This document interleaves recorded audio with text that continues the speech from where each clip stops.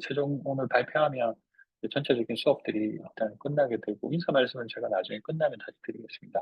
일단 준비하신 내용 김미정 선생님부터 시작할게요. 네, 안녕하세요. 김미정입니다. 저는 챕트 10 개브라 학습에 대한 내용을 바탕으로 작성했는데요. 개브라 학습 사례 및 시사점에 대해서 발표해 보도록 하겠습니다. 목차로는 1. 개브라 학습이란, 그리고 두 번째 개브라 교육 서비스 유형, 그리고 세 번째 서비스 유형별 국내외 사례, 그리고 네 번째 시사점입니다. 개별화 학습은 학생 개인의 필요와 능력에 맞춰 학습을 제공하는 교육 방법으로 이 학습의 목적은 학습 목표를 보다 효과적이고 효율적으로 달성하도록 하는 것입니다. 챕터 10을 개별화 학습의 내용을 간단히 정리를 하자면 첫 번째 개별화된 학습 경로를 제공하여 학습자 자신의 속도와 스타일에 맞춰서 학습할 수 있도록 돕는 것입니다. 그리고 두 번째, 적응형 학습 시스템을 활용하여 학습자는 자신의 이해도를 기반으로 도전을 합니다. 그리고 세 번째는 데이터 기반 접근입니다. 이는 학습자의 강점과 약점을 파악하고 필요한 지원을 제공을 합니다. 그리고 네 번째, 기술적 지원입니다. 오지와 같은 고속 네트워크 환경이 구축되어야 합니다. 그리고 다섯 번째, 투명한 진단 과정을 통해 진단 결과는 시각화된 자료를 표현되어야 합니다. 그리고 여섯 번째, 사용자가 사용하기 쉽게 개인 맞춤형 학습을 할 수 있도록 만들어야 되고요. 그리고 일곱 번째, 사회적 맥락을 고려해야 합니다라고 하는 내용을 가지고 저는 적응형 학습 시스템 및 데이터 기반 접근을 진행하기 위해 사용하는 시스템으로 개별화 교육 서비스 유형 사례에 대해서 구분을 해 보았습니다. 첫 번째로는 지능형 튜터링 시스템인데요. 습된 질문에 대한 답변 데이터를 기반으로 맞춤형 답변을 제공을 하고요. 두 번째는 학습 추천 시스템입니다. 성적, 학습 맥락 분석 데이터 기반의 맞춤형 학습 자료 및 전략을 제안을 합니다. 그리고 세 번째는 적응형 평가 시스템으로 수준별 데이터를 기반으로 개별 학생 수준 맞춤형 문제를 실시간 제공을 합니다. 그리고 네 번째는 AI 기반 대시보드로 학습자 경험 데이터를 기반으로 교수자에게 학습 분석을 제공합니다. 그리고 다섯 번째로 표정 및 감정 분석 시스템으로 감각 기반 데이터 분석을 통해 집중, 정신, 감정 상태를 감지합니다. 여기에 대해서 이제 사례를 알려드릴 텐데요. 첫 번째로 지능형 튜터링 시스템입니다. 이것은 아까 말씀드린 대로 수집된 질문에 대한 답변 데이터를 기반으로 맞춤형 답변을 제공하는 시스템입니다.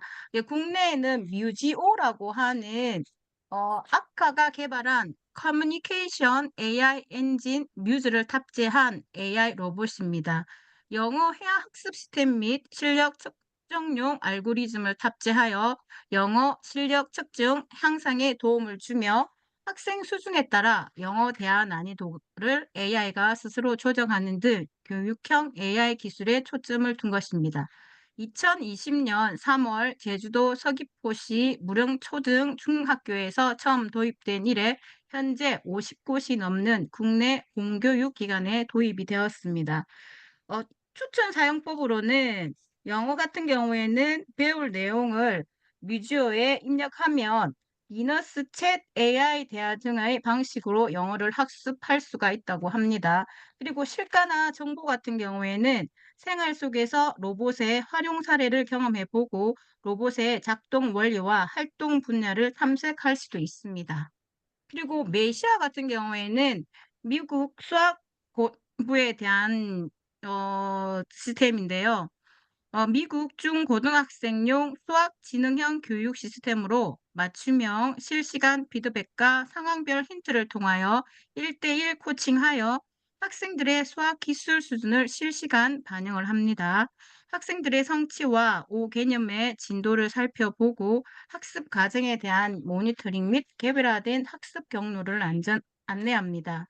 메시아는 인공지능 기술과 인지과학을 접목한 지능형 학습 지원 시스템이라고 할 수가 있습니다. 적용된 사료를 보면 미국의 포테일즈 고등학교의 한 교사가 수업 보조 수단으로 활용한 후 메시아의 보완점을 제시하였는데요. 설계 의도와 다르게 단계적 학습이 어려웠다라고 보완점을 말씀을 했습니다. 그리고 두 번째는 학습 추천 시스템입니다. 성적 학습 맥락 분석 데이터 기반의 맞춤형 학습 자료 및 전략을 제안하는 시스템인데요. 국내에는 운진 빅박스가 있었습니다. 웅진 빅박스는 국내 유일 영어 학습 콘텐츠 추천 알고리즘 특허를 취득하여 나에게 꼭 맞는 교육 서비스를 제공하고 유튜브와 연동하여 교육과 관련된 콘텐츠를 자동으로 큐레이션하여 보여주는 기능을 탑재하고 있습니다. 게이미피케이션을 적용하여 영어 학습에 대한 동기를 촉진하는 방식을 사용하고 있는데요. 거기에 보면 OX 퀴즈, 그림의 일부분만 보고 단어 맞추기, 그리고 그림이 말하는 영어 단어 찾기를 통해 자연스럽게 영어를 배울 수 있게 되어 있다고 합니다. 그리고 아스크 오스키는 미국 버클리 대학의 강의 탐색 및 추천 시스템으로 졸업 요건 달성하고자 하는 목표를 선택하여 졸업 전까지의 장기적인 커리큘럼을 추천을 하고 있다고 합니다. 코스 탐색을 통해 학생들이 강의 탐색에 소요하는 시간을 줄일 수 있다는 장점이 있습니다.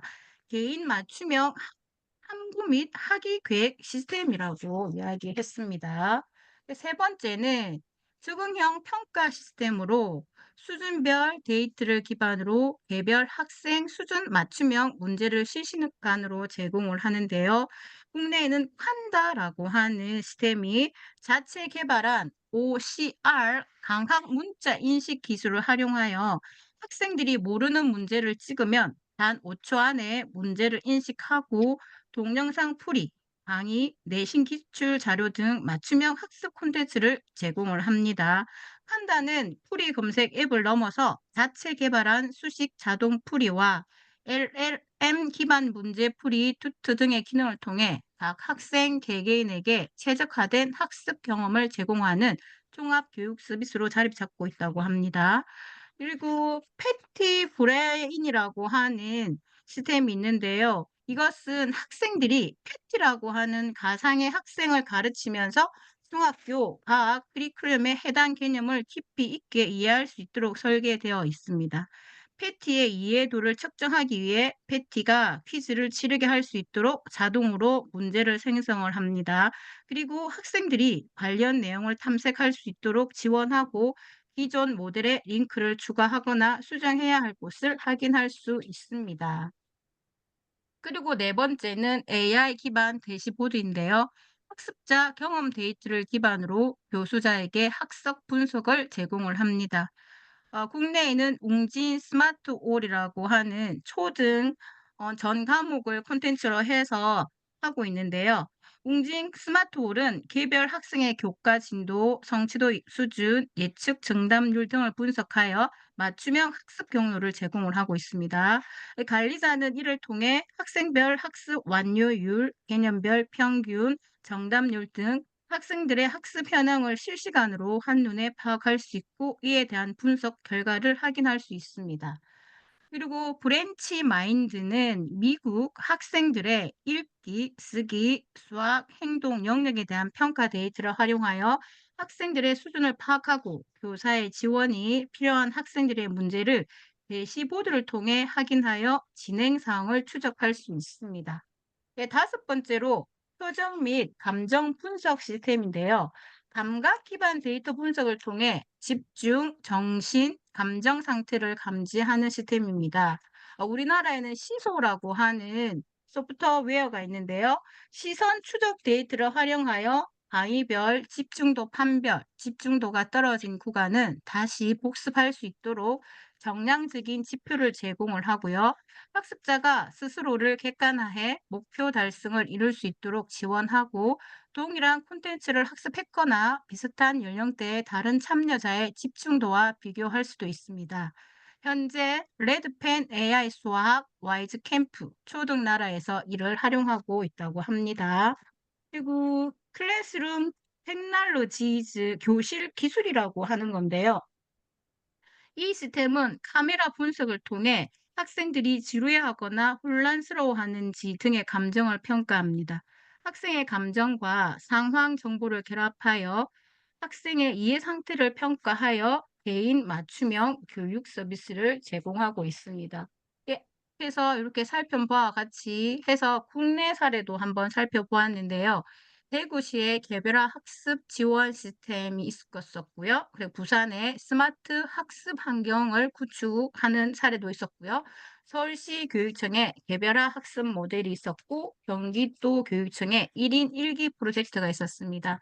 대구시의 개별화 학습 지원 시스템을 살펴보면 학생의 데이터를 분석하여 개인 맞춤형 학습 경로를 제시를 하고 온라인 학습 플랫폼을 통해 학생들이 자율적으로 학습할 수 있는 환경을 제공합니다. 교사는 학생의 학습 진행 상을 모니터링하고 필요에 따라 개별적인 지원을 제공할 수도 있습니다.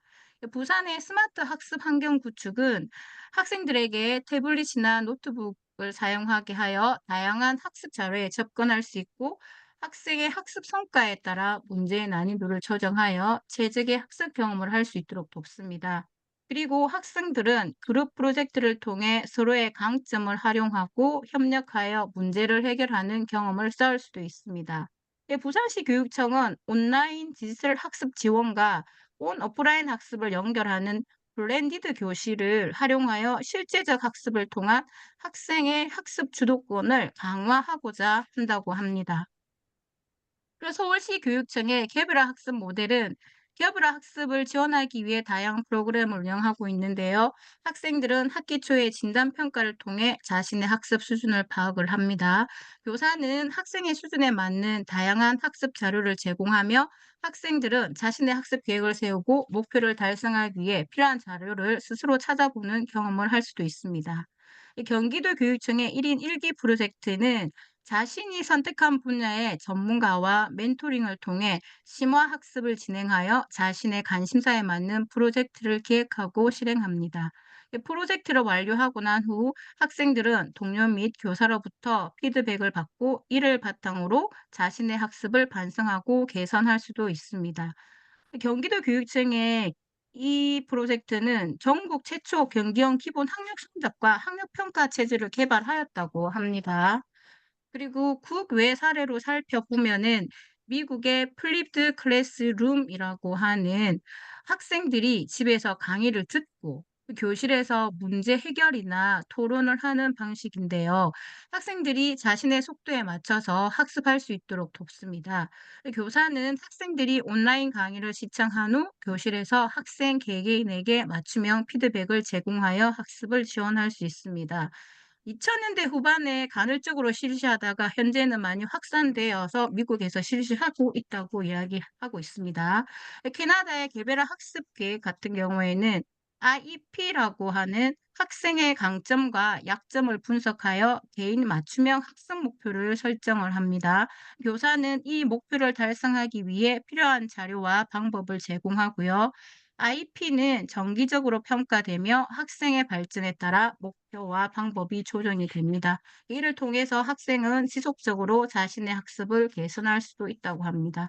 좀 더 찾아보니까 이 IEP 같은 경우에는 뭐 장애나 다른 이유로 특별한 지원이 필요한 학생을 위한 교육 계획이라고 되어 있었습니다. 핀란드 같은 경우에 교육 시스템은 학생 중심의 교육을 강조하며 개별화 학습을 자연스럽게 통합하고 학생들은 자신의 관심사에 따라 과목을 선택하고 학습 목표를 설정할 수 있습니다. 교사는 학생의 선택을 존중하며 필요한 지원을 제공하고요. 또한 소규모 그룹으로 협력하여 프로젝트를 수행하며 서로의 강점을 활용하여 학습을 합니다. 이 과정에서 각 학생은 자신의 역할을 맡아 개별적으로 기여합니다. 네덜란드의 자기주도 학습은 자기주도 학습을 강조하며 학생들이 스스로 학습 계획을 세우고 실행할 수 있도록 지원을 하고, 학생들은 자신의 학습 과정을 기록하며 목표를 설정하며 성과를 반영하는 포트폴리오를 작성합니다. 이를 통해 학생들은 자신의 학습을 주도적으로 관리할 수 있습니다. 교사는 학생을 지원하기에 멘토 역할을 하며 학생이 필요로 하는 자원이나 정보를 제공하여 개별화된 학습을 돕습니다.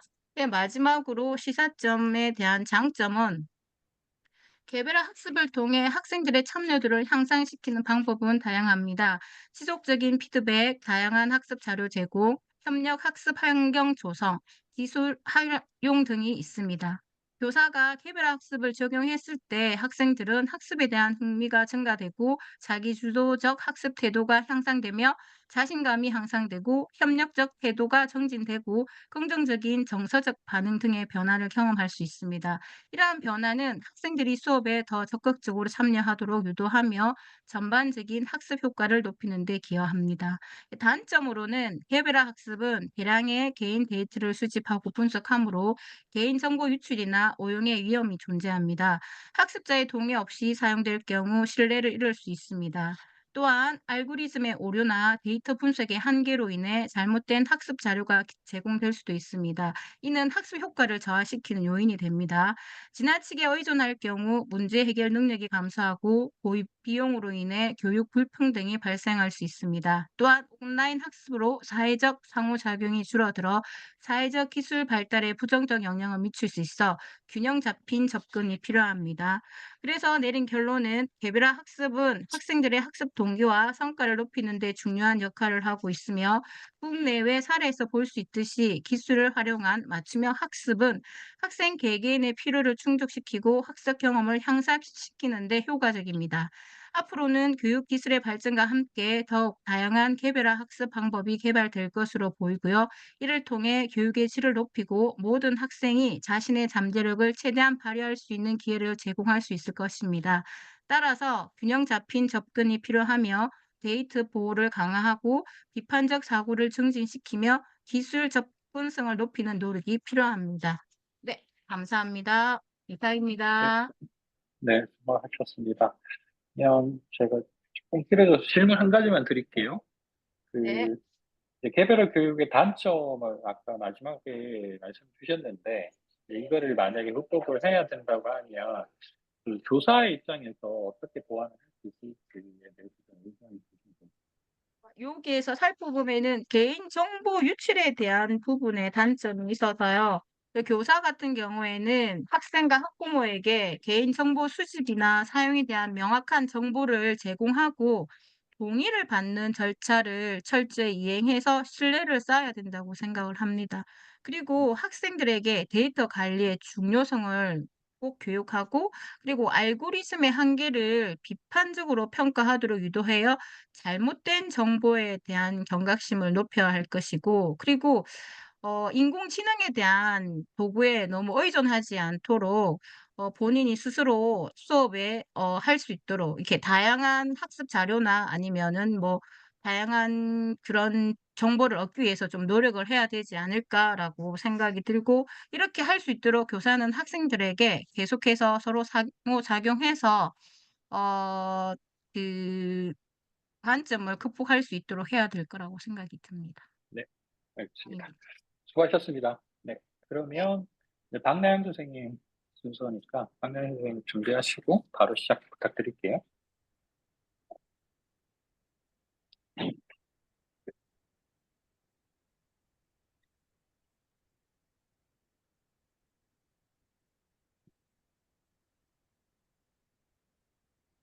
조금 길어져도 괜찮으니까 오늘 세 분이라서 뭐 충분히 여유 있게 그냥 하시면 될 것 같습니다.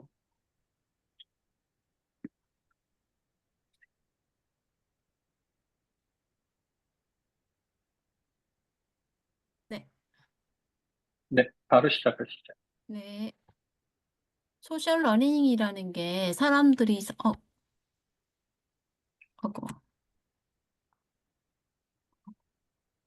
잠깐만요. 네, 천천히 하세요. 네, 네. 소셜 러닝이라는 게 사람들이 서로 상호작용하고 협력해서 학습하는 방법이라서요. 그 소셜러닝의 그 사례는 국내 사례는 어, 대학 수업에서 소셜러닝 활용은 서울대 소재 대학에서는 팀 프로젝트 과정 수행 시 카카오톡이나 오픈 채팅방, 네이버 밴드를 활용합니다. 학생들이 협력하여서 자료를 수집하고 발표하여 준비하며 플랫폼을 통해서 상호 피드백 제공합니다. 그 통합 방식은 그 자료 공유나 회의나 일정 관리를 하고요. 결과로는 팀워크 향상, 뭐 학습 동기부여, 자율성 증대가 있습니다. 그다음에 클래스팅 플랫폼으로 국내 에듀테크 기업이 제공하는 그 학습 커뮤니티 플랫폼인데요. 학생들이 교사와 함께 이제 과제를 수행해서 질문과 답변을 실시간 주고받는 방식입니다. 그 특징은 학습 자료, 뭐 공유해서 Q&A 응답, 그다음에 학원 참여가 가능하고요. 결과로 이제 비대면 학습에서도 실시간 협업이 가능합니다. 화면을 조금 올려주시겠어요? 잘 안 아, 보여서. 네. 네, 네. 국외 사례로는 링크드인 러닝으로 학습자들이 이제 강의를 수강한 후 커뮤니티에서 자신의 의견과 경험을 공유합니다. 다양한 전문가와 상호작용하며 지식을 확장합니다. 그 결과로는 개인 네트워크 강화, 효율 증대 있고요. 다음, 음, 두 번째는 듀오링고 소셜 기능인데 언어 학습 플랫폼으로 사용자들이 학습 기록을 공유하고 리더보드를 통해서 경쟁을 합니다. 그리고 학습 진행 상황을 공유하며 서로 동기부여도 합니다. 그 결과로 이제 게임화된 학습과 커뮤니티 참여가 함께 학습 지속에 기여합니다. 그다음 세 번째는 마이크로소프트 팀즈인데요. 글로벌 기업에서 이제 팀즈를 활용해서 직원 교육을 진행하고 또 비디오 강의나 실시간 채팅, 공동 작업 문서를 통해 학습을 합니다. 결과로 이제 글로벌 협업 환경에서 효율적인 학습 가능합니다. 그 소셜 러닝의 시사점은 개인 학습의 자율성이 증대되고 협업 능력 강화, 두 번째, 세 번째 디지털 기술 활용, 네 번째 형식적인 시스템과의 균형이 있습니다. 개인 학습의 자율성 증대는 학습자가 스스로 자료를 선택하고 공유하면서 지식을 창출하고요. 전통적인 형식적인 학습과의 균형이 필요합니다. 협업 능력의 강화는 커뮤니티와의 상호작용을 통해 집단 지성을 활용하고 신뢰와 평판 기반의 관계가 그 학습 동기 자극을 줍니다. 디지털 기술 활용으로 소셜 미디어와 협업 도구가 학습 환경을 혁신하고 그다음에 시간과 장소의 제약이 없이 학습이 가능합니다. 네 번째는 형식적인 시스템과의 균형으로 창의성과 효율성의 조화를 이루기 위해 형식적인 학습과 비형식적인 학습이 상호 보완해서 설계되어 있습니다. 네. 네, 마무리하신 거죠? 네네. 네.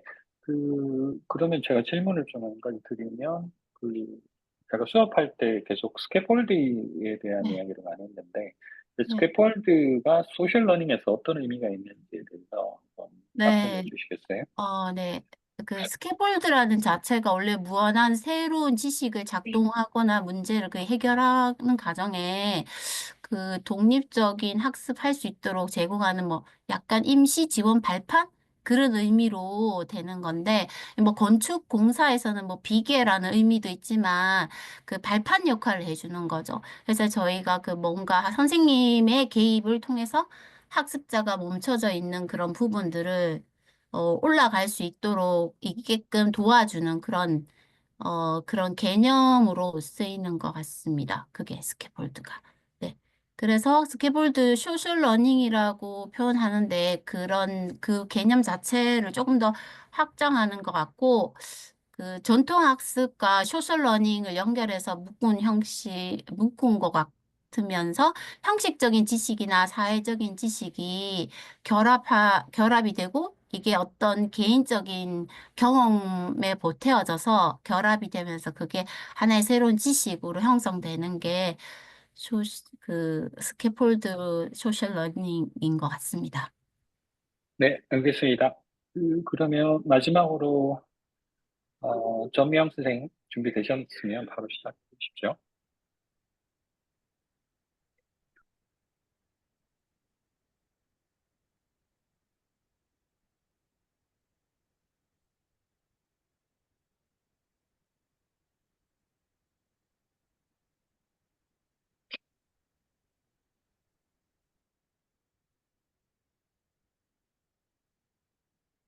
저는 10분 내로 한다고 해서 요약본을 제가 준비를 했는데 일단은 제출본으로 발표를 할까요? 어쨌든 자, 제출본으로 편하게 하셔도 먼저 됩니다. 지금 시간이 네, 좀 남으니까 편하게 하셔도 됩니다. 말씀을 드리겠습니다. 네. 저는 1어링 평가와 피드백 부분의 사례조사를 맡은 3학기 전미영입니다.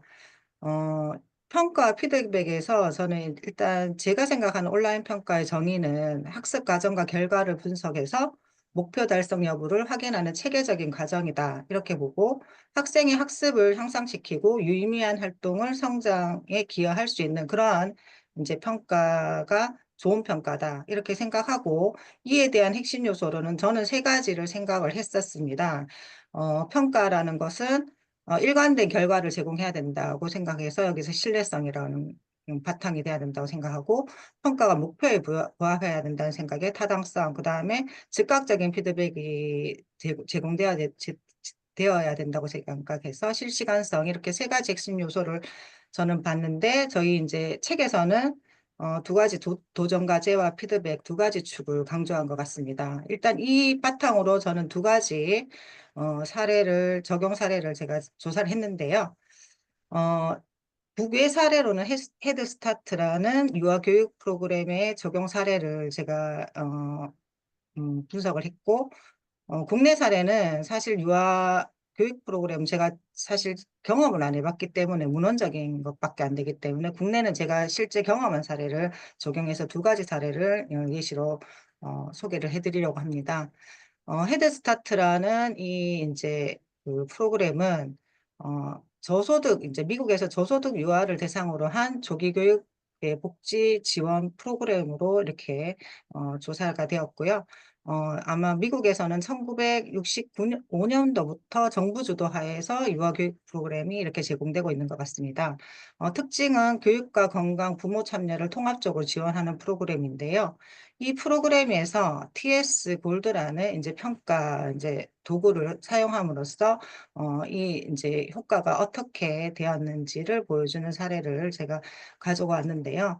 이 TS 골드라는 이 평가 이제 프로그램이 여러 가지 한 5가지 측면에서 제가 예시를 들었는데 발달 모니터링 측면과 그다음 마침표 수업 계획 측면, 그다음 피드백 제공 측면, 그다음에 정책 보고의 측면, 그다음에 학부모와 학습자의 어떤 협력 도구로서의 측면에서의 이제 구체적인 사례를 제가 조사를 했었는데 발달 모니터링 쪽에서는 이 TS 골드라는 이 이제 프로그램을 통해서 아동의 학습 데이터를 그러니까 유아 같은 경우는 우리가 정량적인 정보만 있는 게 아니니까 여러 가지 관찰이나 비디오 뭐 각종 이런 것들을 분석해서 발달 수준을 파악해서 이렇게 이제 이 시스템에 모니터링을 이제 했던 것들을 측정하고 데이터하고 기록하는 것 같습니다. 예를 들자면 언어 발달이나 문장 구성 능력들을 관찰하고 기록한다라든가 이제 이 유치원 선생님들이나 이런 선생님들이니까 우리나라 같은 경우는 사실 이렇게 실시간 모니터링이 없는 걸로 저는 알고 있는데 지금은 하고 있는지는 잘 모르겠습니다. 일단 그렇고 이러한 기록을 바탕으로 맞춤별 수업 계획을 이제 할 수 있는 거죠.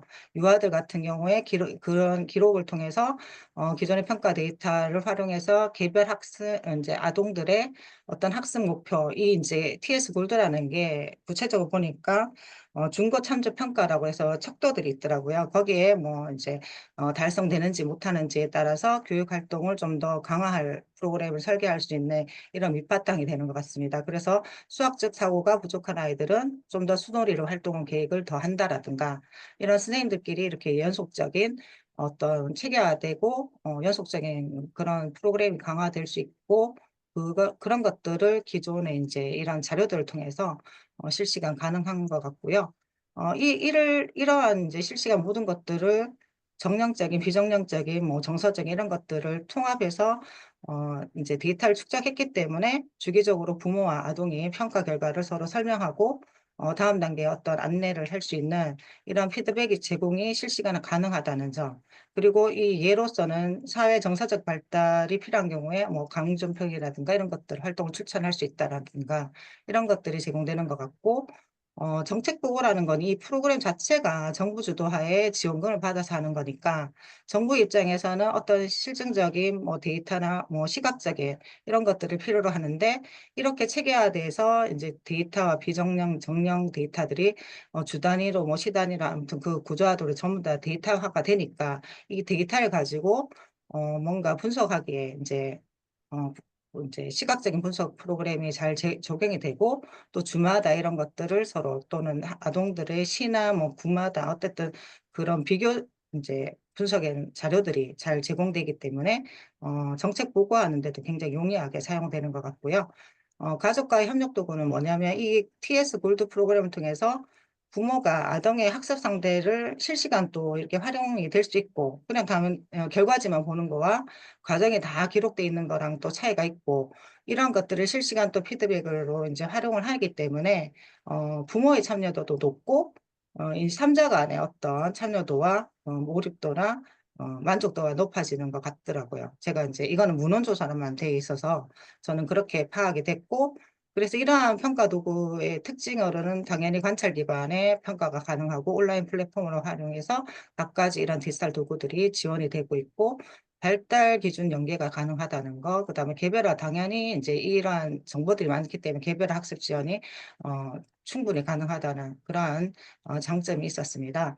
그래서 이 구체적인 결과로서는 이러한 결과로 이제 학습 목표 달성률이 20% 이상 향상된 사례들, 그다음에 부모 참여율이 30% 이상 향상된 사례들과 또 문제 아동들이나 조기 이런 것들 조기 발견할 수 있는 그러한 또 개선율이 25% 상승했던 이러한 이제 결과들이 있다는 이제 그 논문이 있어가지고 제가 그 참조해서 기록을 했고요. 이거는 이제 어디까지나 문헌 조사기 때문에 제가 이런 프로그램이 저희 이제 아이들이 있었을 때 있었으면 굉장히 좋았겠다 이런 생각이 들었었고, 다음은 제가 이제 실제 경험한 사례인데요. 제가 관심 있는 게 클로라는 패션 디자인인데요.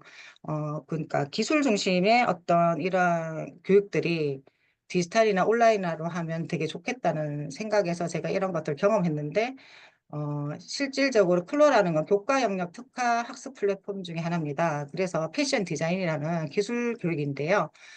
이거의 주요 특징은 통합 워크플로우가 가능하다는 거와, 그 다음에, 통합이라는 게 이제 여러 가지 시스템이 다 통합된다는 그렇게 설명이 돼야 될 것 같고요.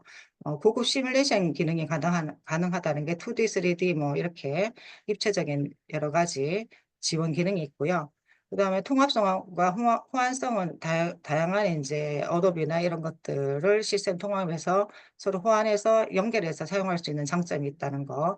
그다음에 사용자 친화적인 인터페이스라는 점이 있는데 이거에 이제 이 클로라는 시스템 평가 피드백 구성을 보면 우리가 이제 기술병이나 패션이나 뭐 디자인 교육을 할 때 여기 이 시스템에서는 평가 구성이 세 가지 정도로 이제 특징화되어 있는데 시뮬레이션 기반의 평가와 프로세스에 관련된 평가와 최종 결과물 평가가 있는데 예를 들자면 시뮬레이션 기반의 평가라는 것은 이 클로를 이용해서 가상 환경에서 디자인 작업을 평가할 수 있고 학생들의 창의성이나 기술 숙련도 문제 해결 가능하다는 건데 이게 무슨 말이냐면 저는 생각에 이제 이걸 사용해 보니까 저는 전혀 패션을 전공하지 않은 완전 기초적인 사람인데 저 같은 사람은 이제 교수자 입장에서 아주 기초적인 작업물이나 이런 것들을 모두를 줄 수 있다는 장점. 그러면 이제 그 교사 입장에서는 다양한 수준의 학생들한테 개별적으로 이런 것들을 제공할 수 있는 장점이 있고요.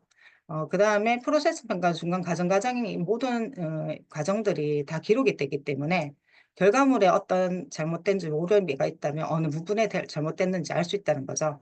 우리가 뭐 그 완전히 우리가 어떤 의류나 예를 들어서 요리를 생각한다면 결과물이 만약에 요리가 뭐 탔다 그러면 불이 센지 뭐 물이 적은지 뭐 여러 가지 요인이 있는데 결과물만 보고 과정을 우리가 그 오프라인에서 잘 모를 수 있는데 여기 디지털 기반에서는 각 과정이 다 있기 때문에 그런 것들이 추적 가능하다. 그다음 피드백 제공 방식은 역시 아까처럼 즉각적인 피드백과 비교 분석 피드백, 시각적인 피드백이 가능하다.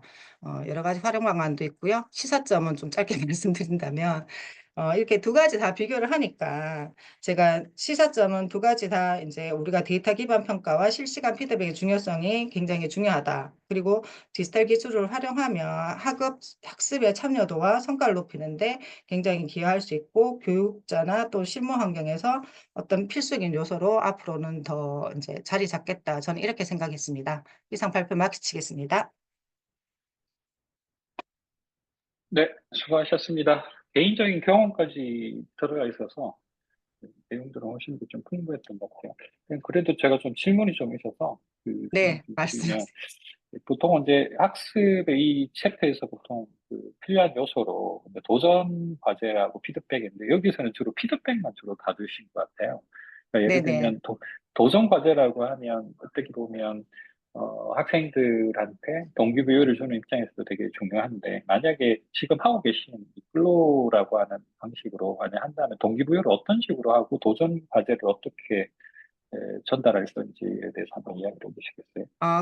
클로는 보면 굉장히 이제 클로가 우리나라 시스템인데 전 세계에 이제 패션 인들이 많이 사용해요. 근데 이 이유를 보니까 들어가면 각 모듈별로 자기가 원하는 어떤 레벨이 있잖아요.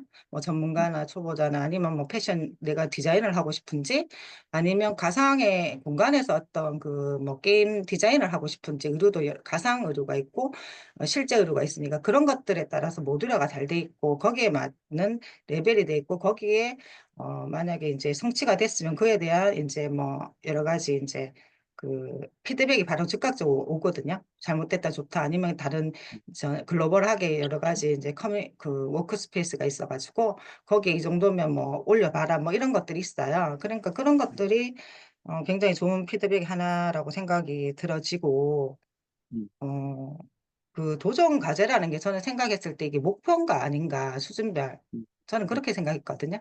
그럼 음, 목표가 사실 듀오링고로 써보면은 너무 목표가 낮으면 하기 음, 싫고 계속 네, 반복되니까 그렇고 음, 제가 원하는 뭐 수준의 어떤 학습자가 원하는 수준의 레벨에 맞게 잘 이 커리큘럼이 짜져 있느냐가 되게 디지털 기반에서 중요한 것 같더라고요. 제가 음, 느낄 때는 이상입니다. 네. 네. 그러면 일단 그 하나만 더 할게요. 네네 시간이 조금 더 말씀하세요. 남으니까. 예. 전구 기반 시스템에 대한 이야기도 많이 나오잖아요. 이번 챕터에서 보면. 네네네. 이 부분은 그러면 이제 지금 만약에 여기에서 이런 전구 기반 시스템을 활용을 한다면 어떤 식으로 적용할 수 있을까요? 그러니까 이제 헤드 스타트의 증거 기반도 있고 이제 클론은 있는데 헤드 음, 스타트는 제가 이제 뭐 증거 기반들이 예를 들어서 TS 골드라는 게 보니까 사회 정서 신체 언어 이거 이야기하면 좀 길어지던데 속도가 아니, 60 네, 한 클로로 5분 이야기할까요? 정도는 시간이 있으니까 하셔도 됩니다. 먼저 이제 그럼 사용사를 클로를 먼저 말씀드리자면 네. 우리가 옷을 뭐 이렇게 이제 디자인도 있고 이 영역에 봉제도 있고 뭐 여러 가지가 있는데 내가 만들고 싶은 게 뭐 예를 들어서 뭐 샤넬은 뭐다. 그럼 그에 이제 디자인하고 뭐 작업하고 실제 이제 하는 과정들이 있어요. 이제 실제 그 재료를 가지고 여러 가지 이제 매칭을 해서 실제 봉제도 있는데 만약에 이제 결과물이 3D 시뮬레이션 착장을 했을 때 이게 뭔가 이제 오류가 뜨면 이게 봉제가 잘못됐는지 그 예를 들어서 이게 이 뭐라 해야 되나 이제 그 순서가 잘못됐는지 재단이 잘못된 이런 것들이 이 이제 디지털 기반에서 한 땀 한 땀 모든 기록이 없지 않잖아요. 예를 들어서 오프라인이라면 이제 선생님께서 이제 그 교수님께서 각자 하는 거를 다 못 보기 때문에 그 결과물만 보고 이게 이제 재단 상태에서 잘못된 건지, 그러니까 원단을 잘못했는지, 뭐 다림질을 잘못한 건지, 봉제가 이게 좀 같은 결과라도 오류가 정확하지 않을 이제 수정을 해줄 수 없을 수도 있는데, 이 증거 기반이라는 게 보니까 모든 프로세스가 기록되고 작업물이 추적 가능하기 때문에 오류를 수정하고 전후에 비교 분석이 가능하다는 게 증거 기반이 되는 것 같고, 클로에서는 헤드 스타트도 말씀드릴까요? 이거는 아, 보니까 네. 네. 헤드 스타트라는 이 프로그램 굉장히 사실 좀 좋던데, 제가 논문을 하나 보니까 이 척도라는 게 10개의 발달, 이제 유아 같은 경우는 굉장히 여러 가지가 있는데, 이게 이제 미국이라는 사회는 많은 이제 데이터가 있기 때문에 이게 표준화된 어떤 척도가 나온지는 모르겠는데요.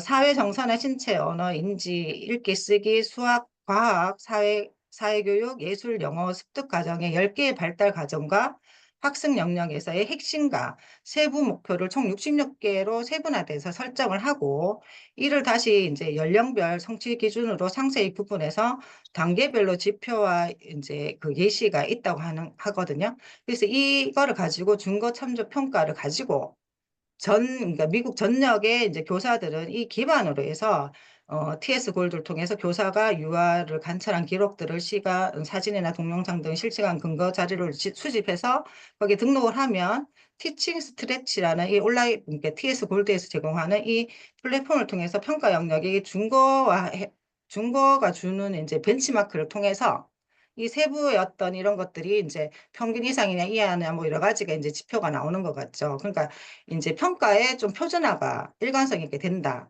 이게 굉장히 좋은 것 같다는 생각이 들었어요. 왜냐하면 지금 현재 우리나라 뭐 유아 교육에서 각자의 이제 유치원이나 어떤 어린이집 같은 경우에 좀 교사의 주관적인 어떤 평가가 많이 반영되지 않냐. 표준화된 어떤 척도들이 이렇게 이제 있다 하면 이것을 통해서 기록을 통해서 증거의 기반도 되지만 표준화된 척도로 되게 벤치마크가 있으니까 비교가 어떻다 할 수 있는데, 단위로 하면은 사실 그 단위의 평가자의 주관적인 것이 더 이제 반영이 되기 때문에 좀 이게 객관하고 증거 기반이 될 수 있느냐 이런 문제가 저는 생각이 됐거든요.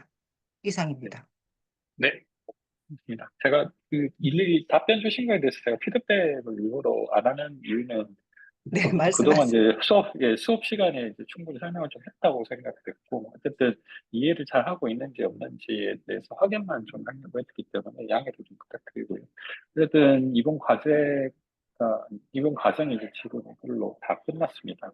뭐, 일일이 제가 한 분 한 분 듣고, 수업 어떠셨는지 리포도 시긴 하지만, 사실은 뭐, 그거보다는 조금이라도 도움이 됐으면 좋지 않았을까라는 그런 생각이 들고, 이번 과제가 아마 굉장히 어려웠을 것 같아요. 그러니까 코스 자체도 기술적 용어도 많이 나오고, 그리고 좀 현재 우리가 지금 경험하고 있는 교육 환경을 좀 동떨어지는 좀 미래지향적인 이야기들이 좀 많이 나오다 보니까 아마 이해하시는데도 굉장히 어렵고, 근데 그걸 어쨌든 잘 따라와 주셔서 저는 너무 고맙고요. 어쨌든 나중에 또 뵐 일이 있을지는 모르겠는데, 그동안 반가웠고, 또 다시 나중에 뵐 기회를 좀 기대하겠습니다. 그리고 수업을 이제 이걸로 끝내고 이제 평가를 제가 할 텐데, 평가 기준만 간단하게 좀 제가 설명을 드릴게요. 네, 전체적으로 출석은 10% 정도 반영할 건데, 이제 중간 평가, 그동안 저희 수업 준비할 때 했던 그 내용들을 가지고 한 40% 정도 반영을 하고, 오늘 이제 평가한 내용을 제가 네 가지를 좀 쪼개서 평가를 하려고 합니다. 첫 번째는 발표 자료를 얼마나 잘 준비했느냐 관점에 하나 있고, 그걸 발표하는 어떤 형식이라든가 뭐 태도 이런 걸 보는 발표 내용 부분만 있고, 그리고 질문 답변에 관련된 내용, 그리고 다른 분 하실 때 얼마나 잘 경청했는지, 그것까지 네 가지 포인트를 가지고 일단 평가를 해서 전체적으로 볼 텐데, 대학원 과정이기 때문에 아주 짧게 뭐 제가 평가할 일은 없을 것 같고요. 어쨌든 최대한 제가 좋은 점수를 드리려고 노력을 합니다. 그동안 고생 많으셨고, 나중에 또 뵙길 바랍니다. 네. 수고 많으셨습니다. 네, 감사합니다. 감사합니다. 네.